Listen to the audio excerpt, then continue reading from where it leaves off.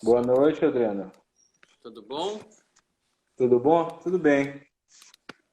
Deixa eu só acertar aqui.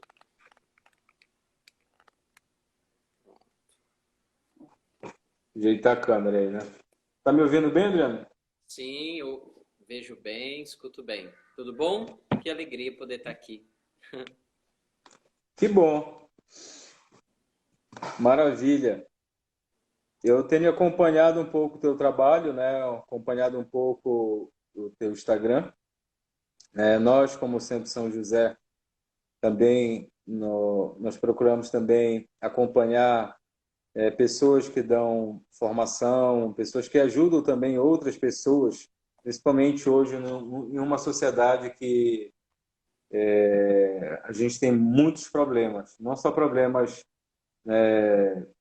relacionados à família, mas também muitos outros problemas, né, que a gente está vivendo, inclusive hoje, problemas políticos, pandemias internacionais, e isso tudo vai refletir diretamente no contexto familiar. Né?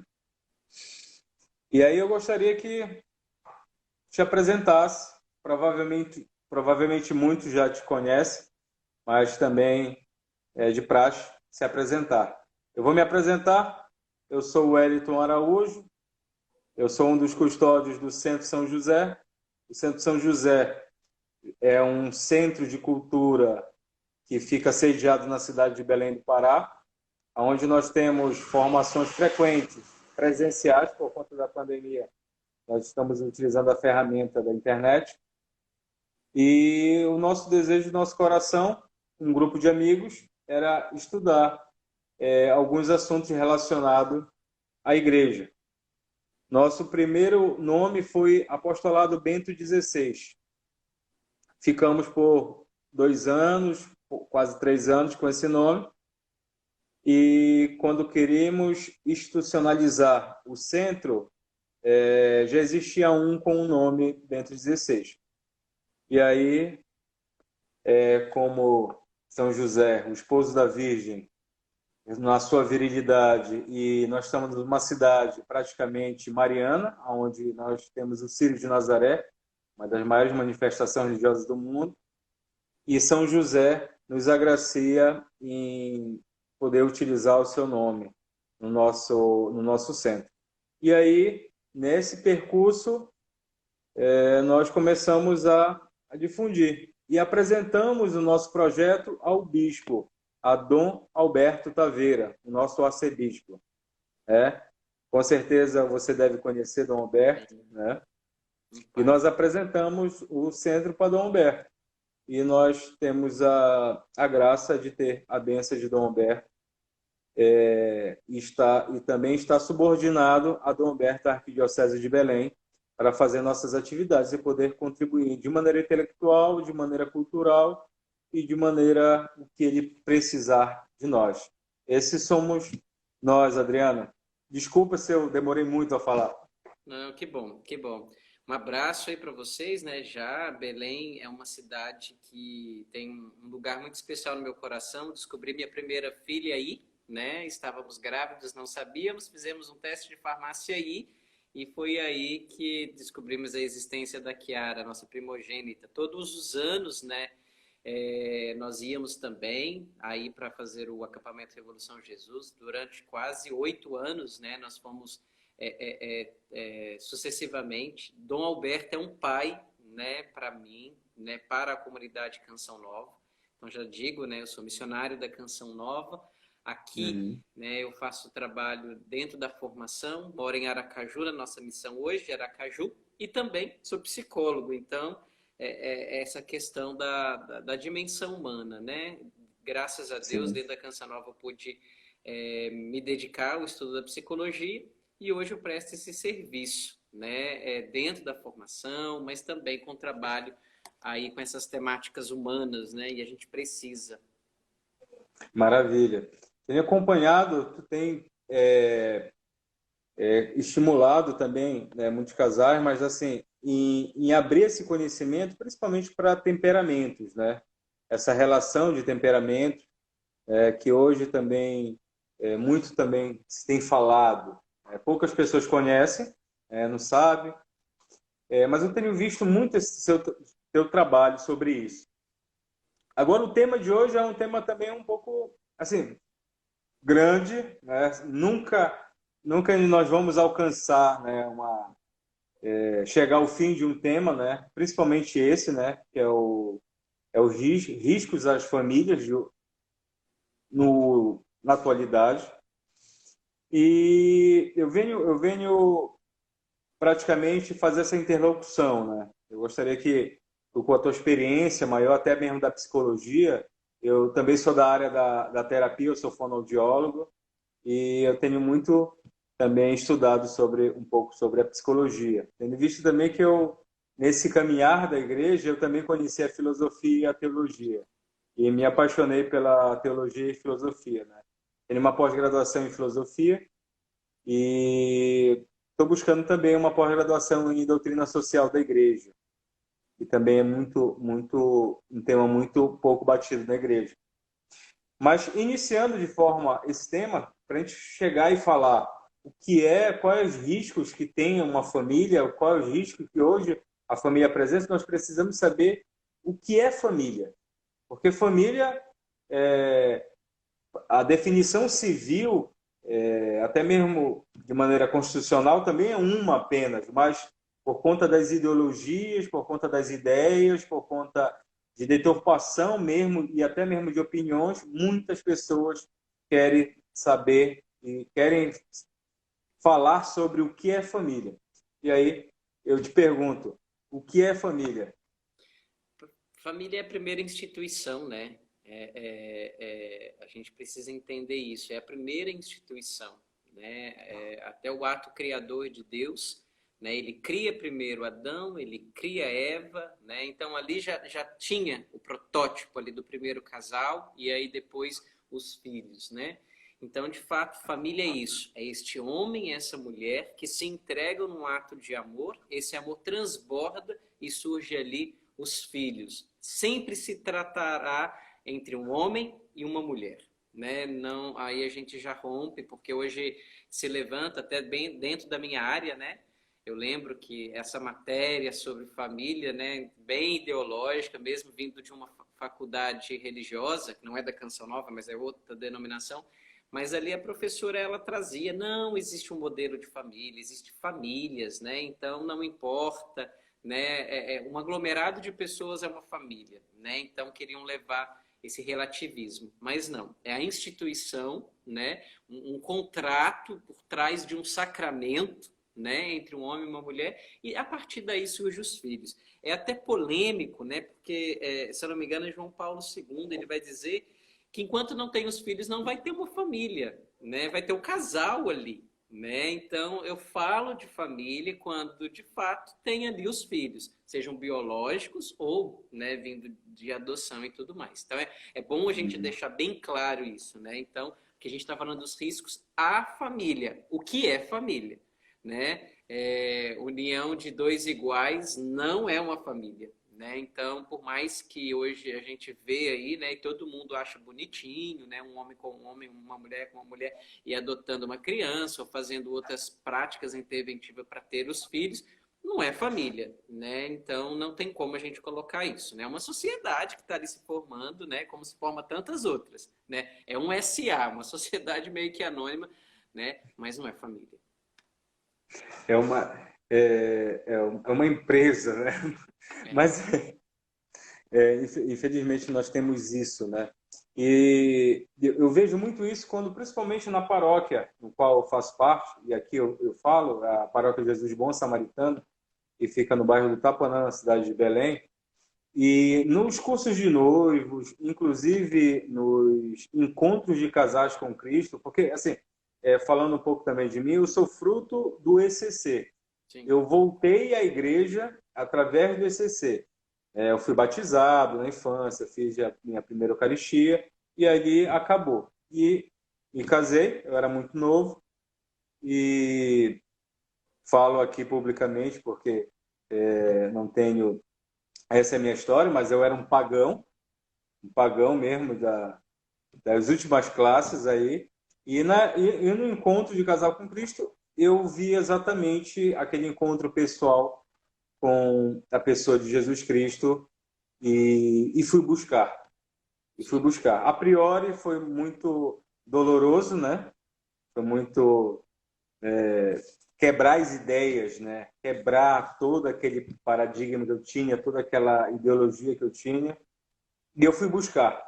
E eu fui buscando, e nesse percurso eu encontrei pessoas maravilhosas que me ajudaram nisso. E encontrei também pessoas de maneira virtual, né? Como o próprio padre Paulo Ricardo, que me ajudou muito nas formações e em conhecer a igreja. E nesse percurso encontro João Paulo II. Né? Até então, para mim, João Paulo II era aquele papa vovozinho bonzinho, como o Papa Francisco é colocado hoje, Sim. de maneira global. E eu pensava que ele era apenas um vovozinho muito bonzinho, que era muito bonzinho com a humanidade. E quando eu encontrei os escritos dele sobre família, sobre a própria antropologia, sobre Teologia do corpo. sobre o amor, né, a teologia do corpo, e eu fui querer me aprofundar. E assim, falar em família também é impossível não falar de João Paulo II hoje, né? Porque João Paulo II, em Familiares Consórcios, ele fala que existe um problema. O mundo inteiro, eu não te digo o mundo como, né, a criação, mas eu te digo o mundo como aquilo que está fora da igreja, tem o objetivo de começar a destruir as famílias. E Nossa Senhora de Fátima, na aparição com os três pastorinhos, revela isso a eles. E isso aí é muito importante para o nosso século, porque tudo vai se dar também em cima desse contexto, a destruição da família. E de maneira sutil e muitas das vezes de maneira muito já escrachada e grave. Mas a sutileza hoje, ela vem entrando cada vez mais, começando com nossos filhos, terminando na mentalidade, até mesmo pela uma engenharia social. E aí eu te peço para fazer um comentário também desse tema, né? É importante, né? Por que o ataque à família, né? Porque quando você destrói a ordem familiar, você fere a ordem cósmica, né? Porque pai e mãe e filhos é um modelo mais próximo daquilo que temos de uma ordem, o princípio de autoridade, né? Então, quando você, por exemplo, por muito tempo eu evangelizei jovens, né? Ainda evangelizo. Mas hoje eu percebo, meu Deus, o problema não está da gente fazer algo para os jovens. O nosso olhar não tem que ser no primeiro no jovem, mas precisa ser na família deste jovem, né? Porque quando um pai, uma mãe, um casal, né, que está ali com uma família, eles rompem, ali você leva aquela ruptura por gerações. Você vai marcar aquela criancinha, e aí me desculpe, toda separação. Hoje ainda eu atendia por Instagram, uma pessoa falou assim, mas Adriano, eu estou pensando em separar. Como minimizar? Eu falei, não tem como minimizar.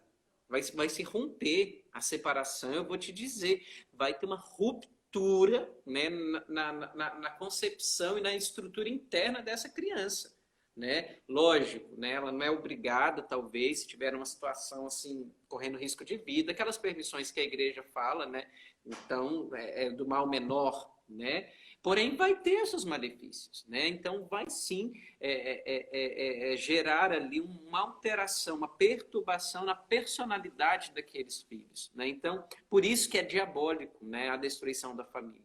E, de fato, né? Eu até elenquei aqui, né, 4 pontos que, a meu ver, né, até peguei um livro que eu gosto muito do Chesterton, né, que é O que há de errado com o mundo, né, deixo aí como sugestão para quem quiser aprofundar também numa reflexão.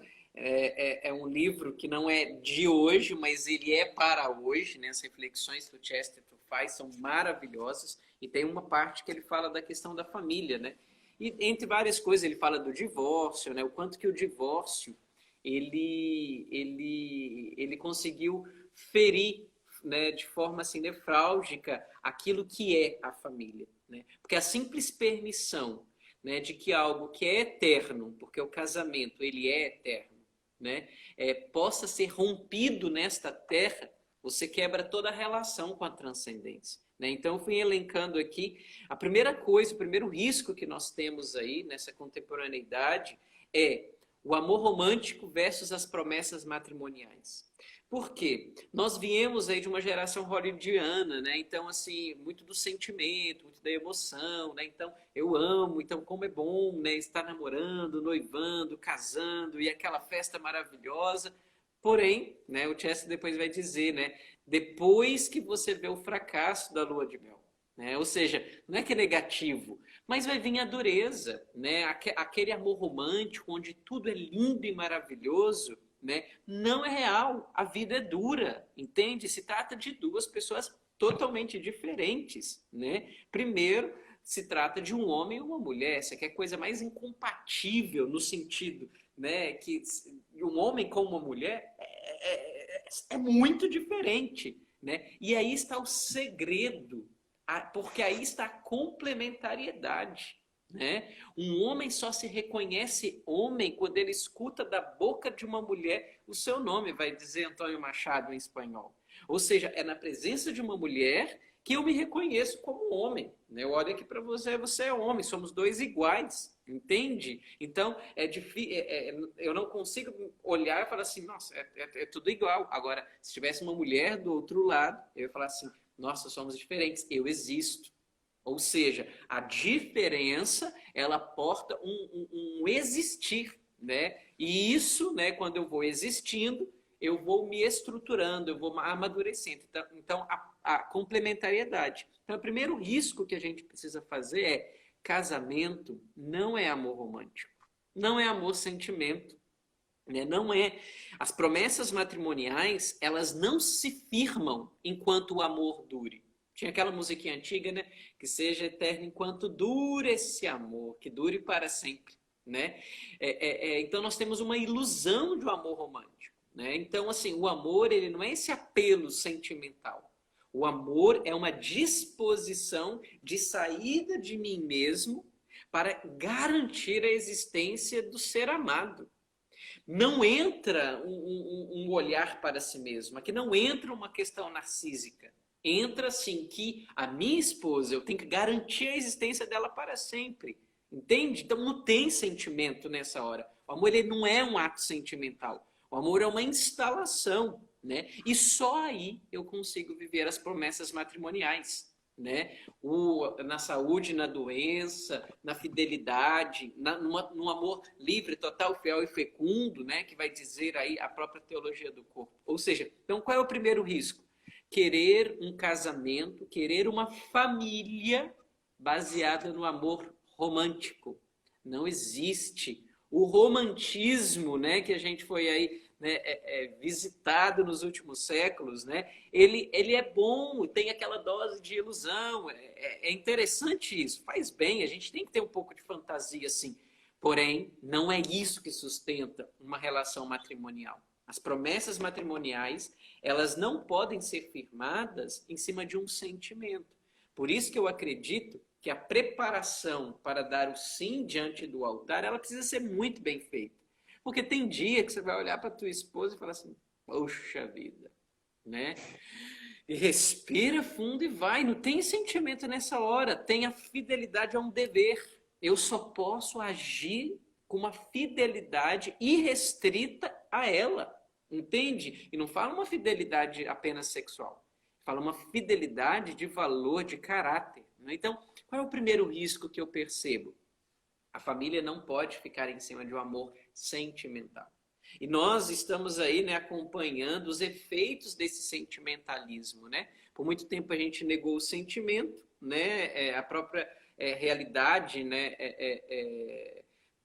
Que vivíamos, talvez de igreja e tudo mais, houve uma certa negação do sentimento, só que agora a gente foi para o outro extremo. Os extremos sempre são perigosos.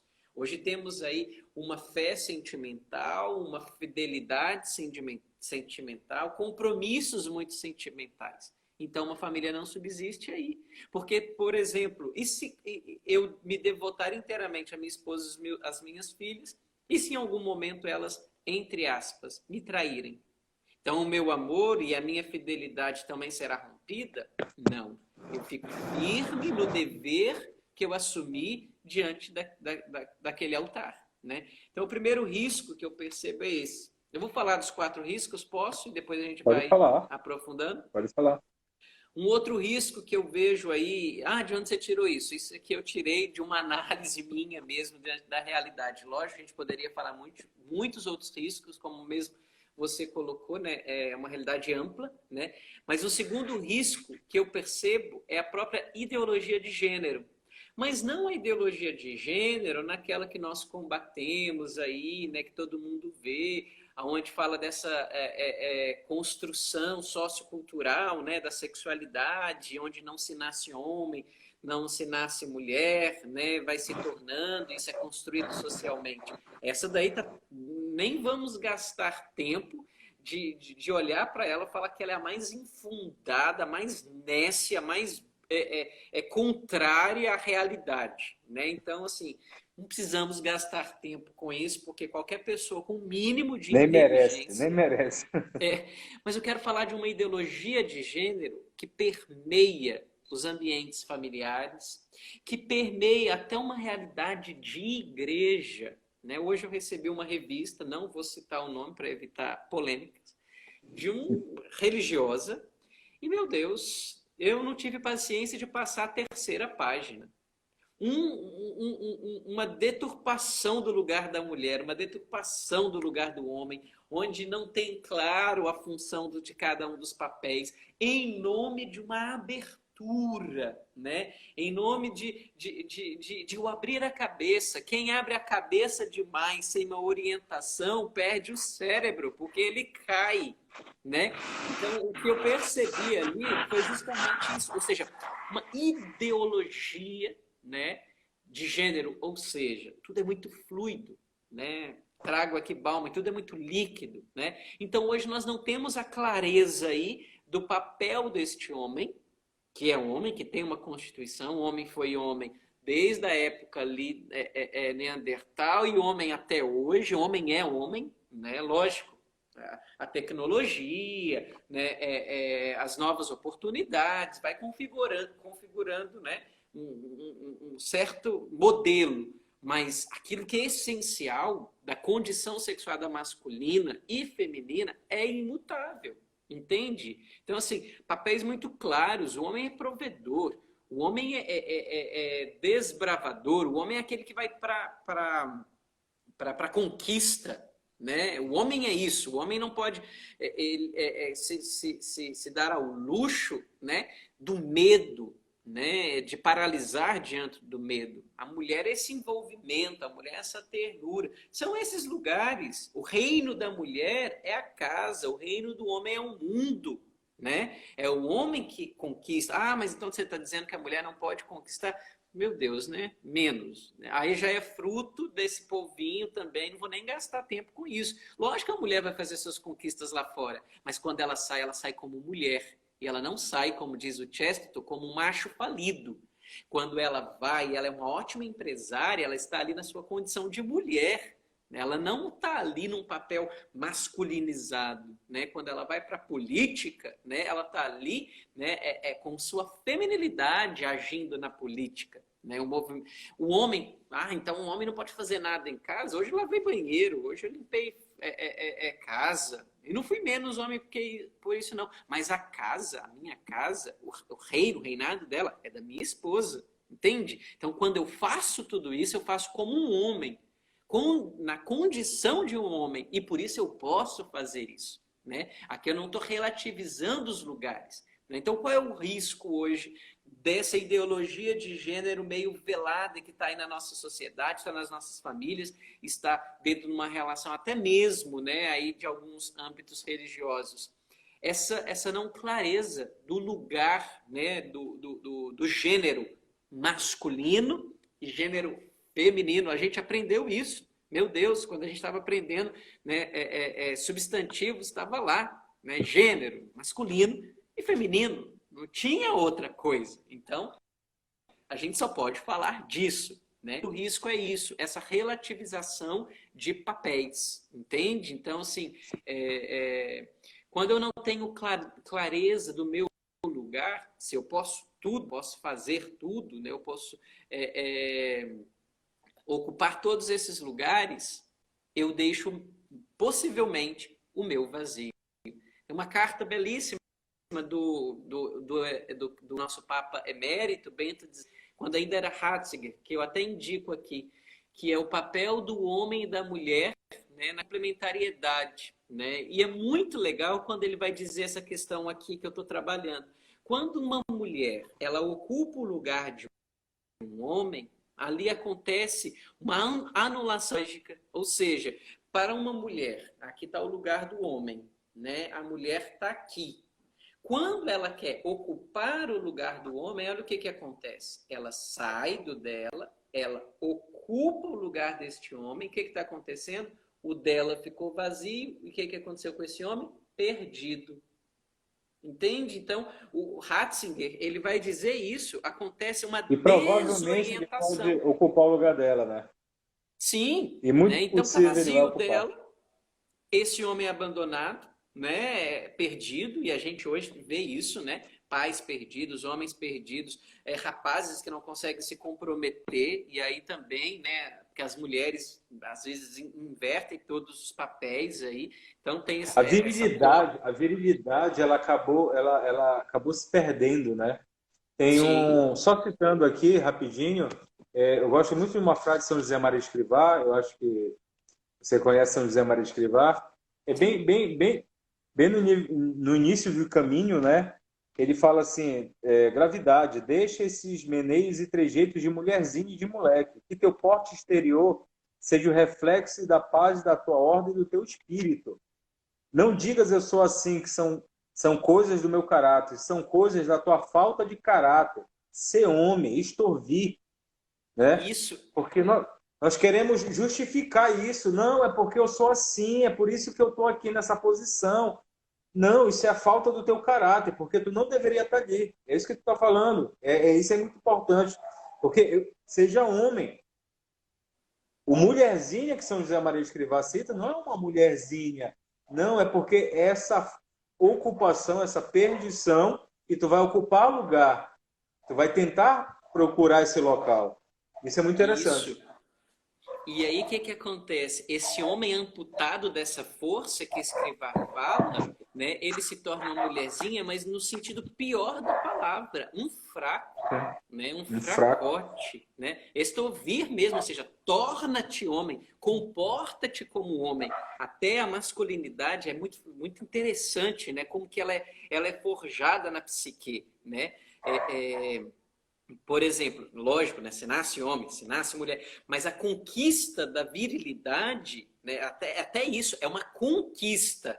Eu sou homem, mas é uma conquista, é uma ruptura com o mundo materno. É um sair, né? É um êxodo. E isso é um ato violento. E eu olho, eu me identifico com este pai, com essa figura viril. Porque dentro de mim, para poder sair desse mundo materno, requer força. E aí a gente percebe, né? Estovir, ou seja, comporta-te, torna-te, né? Então, não nos tornar-se Simone Beauvoir, não é isso, não. Mas está ali, né? Edúcere, né? Está ali um homem, mas que vem para fora. Os rituais de passagens, né, masculinos são fantásticos, é que a nossa sociedade ocidental perdeu muito isso, mas você vai nas tribos, né? Aquele menininho que sai ali 12 anos, Jesus viveu isso, né? Com 12 anos ele se perdeu lá, foi lá se encontrar com os doutores da lei, se perdeu, mas ele estava ali mostrando a sua masculinidade, entende? Saiu da casa materna, né? Então, é preciso ocupar estes lugares aí. E, ao mesmo tempo, quando a gente vê a ideologia de gênero aparecendo, né, como a gente está conversando aqui, essa não clareza do lugar do homem e da mulher, não teremos a clareza do lugar do pai, o lugar da mãe, né? E aí a gente vive, de fato, esse feminismo que reina na nossa sociedade agora, o pior do feminismo, né? Lógico, quando a gente olha os direitos que as mulheres foi conquistando, meu Deus, nós não somos tolos de falar que as conquistas foram muito boas, né? Mas a gente não pode esquecer também que em nome dessas conquistas, muitas delas pagam um alto preço por isso. A gente pode perceber como nos últimos tempos as doenças ginecológicas, né, elas só crescem, quadros, né, de endometriose, infertilidade. Por quê? Né? E Essa mulher, Adriano, sim, ela fez muitas. rapidinho, rapidinho, Adriano, isso é tão importante, Adriano, porque assim, até as indumentárias da mulher, ela prejudica a flora do órgão sexual dela. Por exemplo, uma calça jeans, ela não foi projetada para uma mulher. Pode ser até um pouco agressivo eu falar isso aqui, mas mulheres que usam, por conta do trabalho, calça jeans o dia inteiro, o índice de infecção ou de proliferação de algum micro-organismo na região vaginal é muito grande. Então, elas têm que tomar remédio, elas têm que passar remédio na área. Então, assim, a própria indumentária também, que é essa masculinização da mulher, né, que tem a ver com essa falsa libertação de uma sociedade patriarcal, pseudo-patriarcal, e a própria calça jeans vai deturpando não, mas vai prejudicando a saúde ginecológica da mulher. Isso é importante também de citar. Eu vejo muito isso também. Sim, e até mesmo a saúde fértil dessa mulher. Hoje, por que que o número de casos de endometriose só tem aumentado também? Tem uma origem psíquica, né? O que que seria a endometriose se não colocar para fora aquilo que naturalmente está dentro, ou seja, toda a questão ali de endométrio e tudo mais. Só que essa mulher, para dar conta, né, de ser mãe, ser esposa, ser empresária, dar conta, sei lá, da paróquia, tarará, tarará, ela tem que segurar muito, ela tem que guardar muito, porque são muitas demandas. Então, guardo e o corpo também guarda aquilo que tinha que expelir. Né? Tem uma questão aí, né? Vamos usar a questão psicológica. Ou seja, então a gente precisa ter atenção que essa mulher desinstalada da sua condição feminina e caindo para um feminismo gera uma desorientação dentro de casa. Né? Então, assim, uma mulher que não está bem instalada na sua condição de mulher, ela fica perdida. Né? Eu gosto muito de um autor espanhol, Julián Maria, ele vai dizer que essa mulher ela precisa dos seus tempos de sossego. Ela precisa desse tempo onde ela possa criar, a mulher criadora, né? Então, o que, que o feminismo fez? Colocou uma luta, né? Até a imagem, né, do feminismo. Né? Olha aqui, a força que eu tenho que fazer para ser, né? Acho que é meio assim, sei lá, é um negócio meio assim, né? E isso daí é agressivo à mulher, tudo na mulher, o corpo, as curvas da mulher, diz dessa fragilidade que é força. Tudo nela é para dizer gerar vida. E aqui eu não falo só de uma vida biológica, né? Eu falo de gerar vida nos ambientes onde quer que ela esteja, entende? Se uma mulher ela precisa trabalhar ali no mercado e tudo mais, que ela vá como mulher, que ela seja terna, que ela seja acolhedora, né? Que ela possa ali gestar a vida naquele ambiente. Né? Só que o feminismo foi tirando isso. Né? O anticoncepcional, meu Deus, que bom para as mulheres. Né? E muito pelo contrário, tirou a dignidade do ato sexual. Né? Então hoje, né, depois da pílula, o número de divórcios aumentou, o número de traições aumentaram. Né? Então, assim, a gente precisa ter atenção a isso. Outro risco, né? A própria crise da masculinidade, porque a gente não pode tacar a culpa para o feminismo, mas a gente precisa também falar que esse homem, e aí é interessante, que essa culpa e essa crise não é de hoje. Quando começou essa crise? Lá em Adão e Eva. Porque quando a serpente estava lá de trelelê com Eva, né? E ali a serpente seduzindo, como a gente vê hoje, né? As seduções para a mulher, né? Do aborto, as seduções aí, né? De uma maternidade postergada, são seduções. Não, tem a sua carreira primeiro, depois você vai ser mãe. Só que aí com 45, 50, como é que vai ser mãe?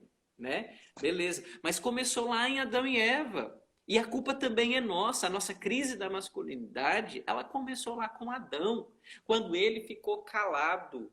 Quando ele viu a sedução da serpente para Eva e teve o silêncio de Adão. Tem até um livro que é muito bom, né, O Silêncio de Adão, que é isso. Ele se calou, entende? Então, assim, sabemos que o homem fala menos do que a mulher, já é comprovado. Porém, quando o homem fala, a sua voz tem que ter autoridade. E ele não pode se calar diante do risco que aquela mulher corre. Então, nós precisamos brigar aí contra o aborto, nós precisamos aí brigar para que, de fato, né, a mulher tenha garantia de poder ser mãe, né, poder ter a garantia de poder cuidar da sua casa. Né? Então, a crise da masculinidade também é um outro agravante. Né? O que mais eu tenho acompanhado no meu Instagram? Moleques que se casaram, tiveram filhos e depois abandonaram essas mulheres. O maior índice de divórcio acontece depois do nascimento do primeiro filho. Entende? 2, 3 anos, você pode ver isso. Por quê? Aquele moleque se casou, teve o filho e achava que estava brincando de casinha. E aí aquela mulher que está instalada, né, porque a mulher, ela pai, ela é mãe, ela nutre, ela se volta no primeiro momento totalmente para essa criança, e é necessário. Você quer ser mais indefeso que uma criancinha quando nasce. Porém, esse homem egoísta, esse homem que não se coloca na brecha, esse homem que não se coloca na frente para proteger essa mãe e esse filho, o que ele sente? Não olha mais para mim. Eu não sou valorizado nessa casa. Isso é conversa de mulherzinha carente, entendeu? Nem vou falar que é de mulher, não, é de mulherzinha carente, aquilo que Escrivá fala. Então ele está desinstalado, ele está querendo uma mãe, ele está querendo uma mamadeira, ele está querendo ser paparicado. Né? Ele não cortou o cordão umbilical dele. Isso, né? Então, assim, essa crise da masculinidade vai acontecer ali. Meu Deus, quantas mulheres me mandam isso? Adriana, eu fui abandonada no puerpério, 40 dias. Né? Esse homem safado, moleque, que não foi capaz de agir como um homem, entende? Então, assim, a crise da masculinidade aqui, ela não é só, né, como a gente vê aí, né, essa questão dos metrosexuais, ou o homem que está mais afeminado, etc. Mas é não ocupar o lugar de Estado, de dever, entende? O homem foi chamado para o sacrifício, ele foi chamado para se entregar a uma causa, a uma mulher, aos seus filhos. O homem foi feito para morrer. O homem que não tem a disposição, o homem que não tem a disposição para a morte, para o sacrifício, ele se torna um assassino da sua esposa, um assassino dos seus filhos. Ele mata a possibilidade destes aí que foram confiados a ele, né, de conquistarem o céu, né? Então, a crise da masculinidade também, para mim, se apresenta como um grande risco à família, né? Então, como aqui, né, o Fernando diz, o senso de dever está banalizado. Isso. Nós queremos só os direitos, né? Nós queremos só os direitos, mas não, né? Nós precisamos primeiro assumir o dever. A vida me pede, a realidade me pede, né? As minhas filhas me pedem, a minha esposa me pede. Eu sou convocado a responder a tudo isso, né? E aí um quinto ponto, né? Não menos importante, mas o mais, que é a perda do sentimento de sagrado e o apego a uma imanência. Casamento não foi feito, né, para uma felicidade. Quem casa para ser feliz vai procurar qualquer outra coisa, menos o casamento. Casamento meio, não sei se travou. Eu acho que travou. Travou? Deixa eu ver. Para mim aqui travou.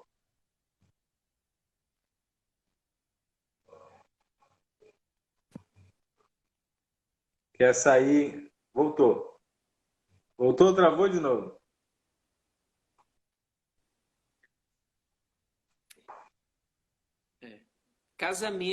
Casamento dele, a felicidade. O nosso fim último, como vai dizer Tomás de Aquino, é a contemplação da verdade, é a contemplação de Deus. E o casamento é um meio para que a gente possa chegar lá. Quem é chamado à vida matrimonial tem como matrimônio a sua via de santificação. Eu só serei santo através da fidelidade irrestrita às promessas matrimoniais, a honrar, são os 3 bônus, né, que Santo Agostinho fala, né? O bônus fidei, o bônus sacramento e o bônus prolis. Ou seja, eu preciso viver a fidelidade às promessas matrimoniais, né? As promessas próprias Sacramento. de fidelidade à pessoa que estou casando e a educação dos filhos, a garantia de céu para eles. São esses 3 bens aí que eu preciso garantir, né? Então, se eu não tenho a dimensão de sagrado, de eternidade para isso, eu vou me perder na imanência. O que é a imanência? É a TPM da minha esposa, é o meu mau humor, é aquilo que a gente falava, talvez o temperamento, é a gente não É a acertar a linguagem de preocupação do amor. dia. Hã? É a preocupação do dia a dia. Preocupação do dia a dia, né? Da questão das contas, esse desemprego que cresce, essa pandemia, etc, etc. A gente sempre vai ficar preso Só a essa não é terra, imanente. a tudo que é imanente. Eu não posso olhar, né? Hoje foi uma cena muito bonita aqui em casa e eu até peço licença para falar, né? O quanto que, meu Deus, assim, operar e levar os nossos filhos para uma via de céu é árduo, mas é prazeroso, né? Para dizer dessa questão da eternidade, né? Ontem saímos para ir ao mercado para comprar algumas coisas e tinha 2 salgadinhos lá. Um que lembrava a infância da minha esposa e um que lembrava a minha infância. Nós não comemos essas coisas assim, mas a gente falou, nossa, vamos levar para lembrar da infância, né? E trouxemos. E aí, interessante que quando a gente estava saindo, tinha um mandarilho que pediu, né? Um menino que pediu, a gente deu a metade do salgadinho. E a minha filha falou assim, papai, mas por que vocês deram? E aí a gente disse, porque quem é mais feliz. Aí ele pediu, a gente deu. E viemos para casa, guardamos o outro salgadinho. Quando, ontem à tarde, né, eu dei a louca e fui e abri o salgadinho. Travou de novo.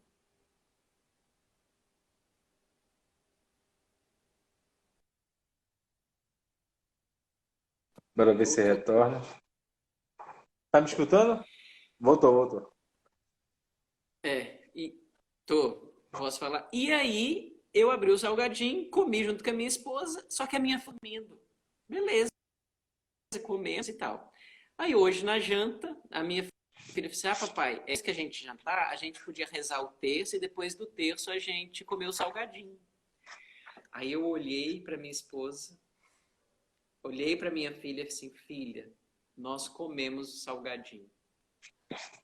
Ela chorou como uma melancólica, copiosa. Vocês não se lembraram de mim. Ela tem 3 anos. E aí eu falei, olha, a verdade é essa. Nós comemos. Me perdoe, mas nós comemos. E aí ela olhou para a mamãe e falou assim, mas vocês não falaram que quem divide é mais feliz? Vocês não dividiram comigo. Aí eu saí, fui comprar um salgadinho, né? E a gente comeu. Aí o lindo dela falou assim: eu vou dividir meu salgadinho com todos vocês, tá bom? 3 anos. Né? E rezamos o texto. Ela sentou no colo da mamãe e falou assim: mamãe, a senhora precisa se confessar, porque o que a senhora fez não foi certo. E aí eu só observando, né? Aí ela falou assim: mamãe agiu com a gula, né? E aí ela olhou para mim, a Kiara. E você também, papai, o senhor precisa se confessar. Esse exemplo que aconteceu hoje, que é muito simples, muito, né, mas é criar para a eternidade, é criar para aquilo que é eterno, entende? De fato, ela está observando a coerência da nossa vida. Mas foi só um salgadinho, você podia ter mentido para ela, mas não. Eu preciso garantir que é verdadeiro, belo, né, e bom para ela, para que ela se estruture como uma mulher. E eu disse para ela que o papai ficou muito feliz, filho. O papai errou e a mamãe errou. Eles erraram e nós vamos nos confessar, porque nós erramos, nós fomos gulosos e não dividimos. E vamos nos confessar. Por quê? Perdemos a dimensão do sagrado. Muitas pessoas ficam assim, como é que eu catequizo meu filho? Como é que eu falo de Deus para ele? Se fala de Deus nessas coisas corriqueiras do dia a dia. Por quê? Quem é o primeiro modelo, né, de autoridade, de experiência de sagrado para uma criança, se não seus pais? Se não seus pais, entende? Então eu preciso de estar tão submissa à autoridade do Ser Supremo, que é Deus, o Criador de tudo, para eu garantir à minha filha que ela também pode confiar na autoridade do papai dela, da mamãe dela. Entende? Então, assim, um risco que hoje nós corremos, ficarmos presos na imanência de uma educação, numa imanência de um dia a dia. Não. Eu preciso pegar a alminha que me foi confiada por Deus, que é uma filha dele, né? E preciso garantir que ela dure para sempre. E é o céu.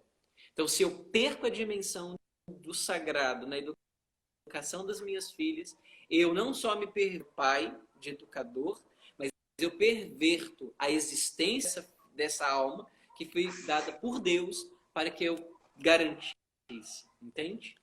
Isso é tão interessante, essa questão da perversão, porque poucos percebem isso, né? Porque para a engenharia social, para todo um contexto fora, isso é uma coisa mais natural do mundo, é como se fosse a normalidade. E isso que era antes visto como um extravio, hoje já se vê como uma normalidade, né? Esse individualismo exacerbado, essa egolatria, né? É meu, eu vou me fechar para a prole porque eu preciso. Travou. Não sei o que está acontecendo, Letícia. Deixa eu ver se melhora aqui. Voltou? Pois é, eu me fecho para a prole porque eu quero ver porque eu vou precisar comprar uma casa, vou precisar comprar um carro, vou precisar viajar, e eu também vou acabando me fechando para isso. E aí esse individualismo, essa egolatria, porque chega a ser uma latria mesmo, uma adoração do meu próprio eu, porque eu preciso conquistar o mundo e agora que eu posso, através do meu trabalho, eu vou conquistar. E, e a família, exatamente, é aquilo que tu falou, né? É o derramamento de sangue. Nas formações de casais, eu sempre falo isso, né? Não é à toa que o esposo entra de preto e ninguém liga para ele na hora do casamento, né? Porque ele entra, mas ninguém liga. Todo mundo está conversando hoje em dia no celular, todo mundo está esperando. A noiva pode atrasar 3 horas. Mas quando a noiva entra, todo mundo se levanta, esquece o noivo lá na frente e olha para a noiva, porque ela é a igreja, é o reflexo da igreja que é imaculada. E o esposo é aquele que vai morrer pela família. E é tão interessante isso que nas orações, conforme o rito se segue, as orações de núpcias é voltado para a mulher, porque ela que vai gerar a vida. Isso é muito interessante.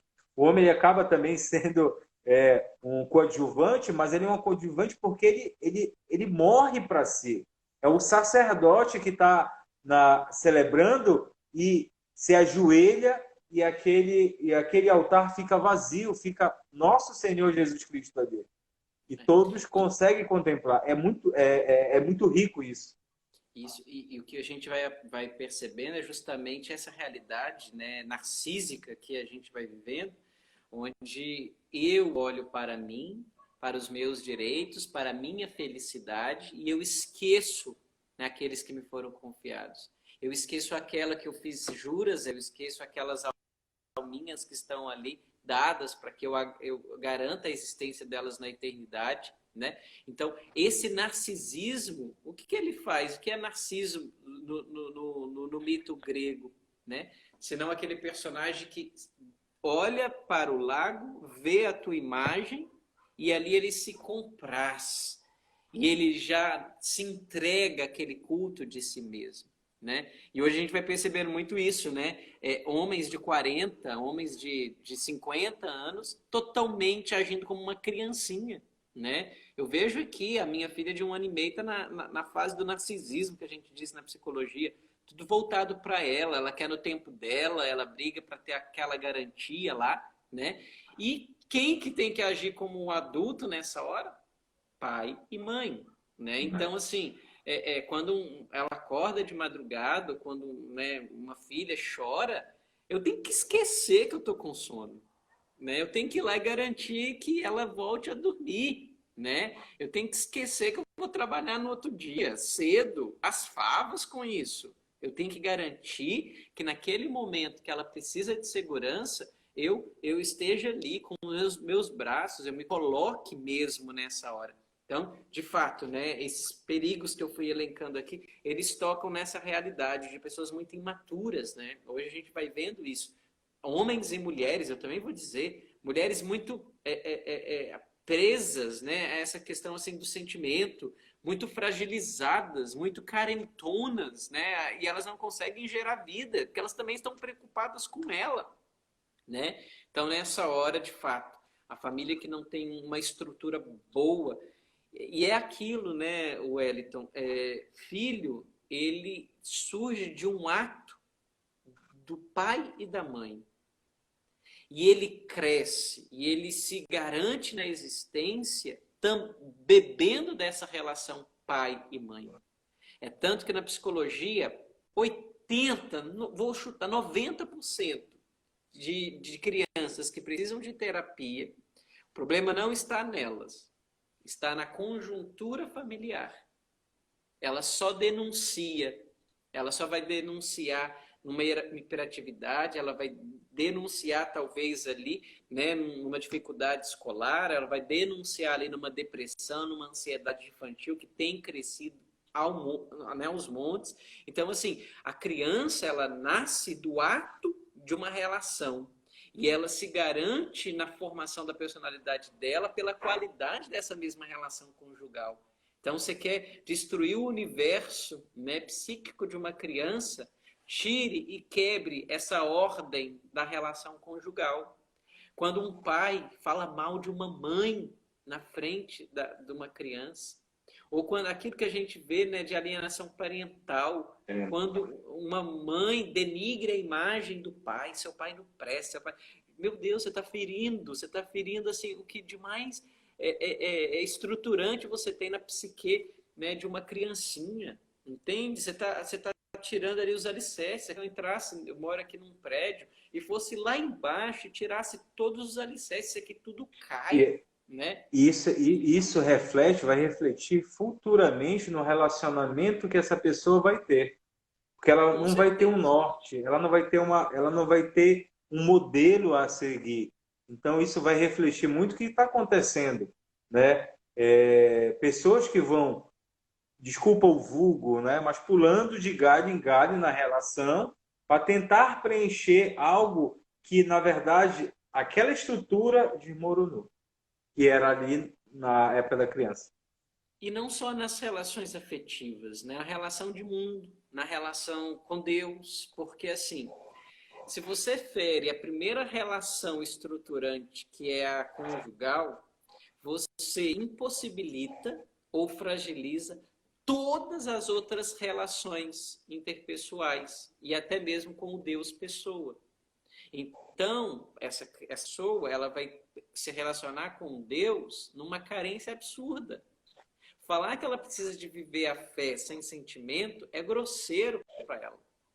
Ela não vai conseguir ter amizades, né, que possam ali também ajudá-la a amadurecer, porque ela vai estar naquela falta, né? Então, assim, se nós entendêssemos, né, meu Deus, como é importante trabalhar a conjugalidade, estruturar, colocar bases firmes, né? Pai e mãe, a gente precisa voltar àqueles modelos antigos que a gente tinha, né, que os nossos pais às vezes falavam, eu nunca vi papai levantar a voz para a mamãe. A gente escutava, eu escutei isso, não sei se você escutou isso. Lógico Sim. que de vez em quando eles tinham os atritos, sim, com certeza, mas essa capacidade da oblação, do sacrifício, né? E a gente, né, querendo ou não, né, a gente tem um pouquinho mais de coluna vertebral, mas o que você vai vendo hoje nos jovens, né, fracos, frágeis, né, muito borderline, a gente vê aí jovenzinho gritando na internet, totalmente desorientado. Aquele Felipe Neto, Neto, né, lá, um desequilibrado, né, sem coluna vertebral nenhuma. E ainda foi aclamado aí como voz da política brasileira. Eu falei, meu Deus do céu, se ele é a minha voz, eu tô lascado, quero ir para, sei lá, para outro canto, né?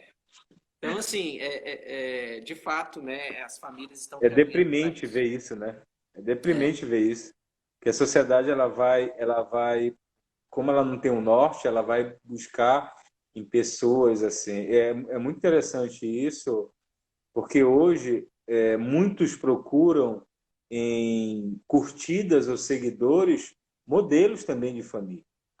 sim, Fulana porque isso e aquilo outro, porque tem tantos, 1 milhão, né? A live dele dá 1 milhão de pessoas. Eu sempre falo isso para minha esposa, né? Para minha filha, né? Se fosse uma live, né, com uma bebedeira ou uma deturpação, uma depravação, é, brincando batia 1 milhão de pessoas, né? Porque as pessoas elas estão procurando essas futilidades. E não, muitas das vezes não é culpa delas mesmo, mas é culpa de toda uma estrutura, aquilo que tu falou, toda essa estrutura. Isso realmente me fez refletir que vai atingir a questão da igreja, a questão do procurar transcendência, ficar na imanência e não procurar transcendência.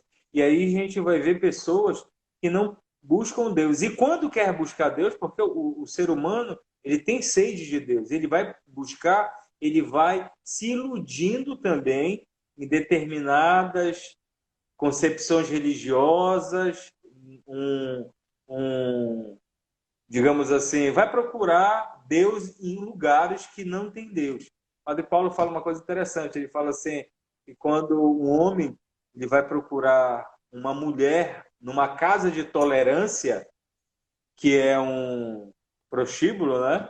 Ele vai procurar Deus, mas ele não sabe disso. Ele vai procurar Deus. E muitos casos também vem acontecendo. Então, assim, a sociedade como um todo padece sobre isso.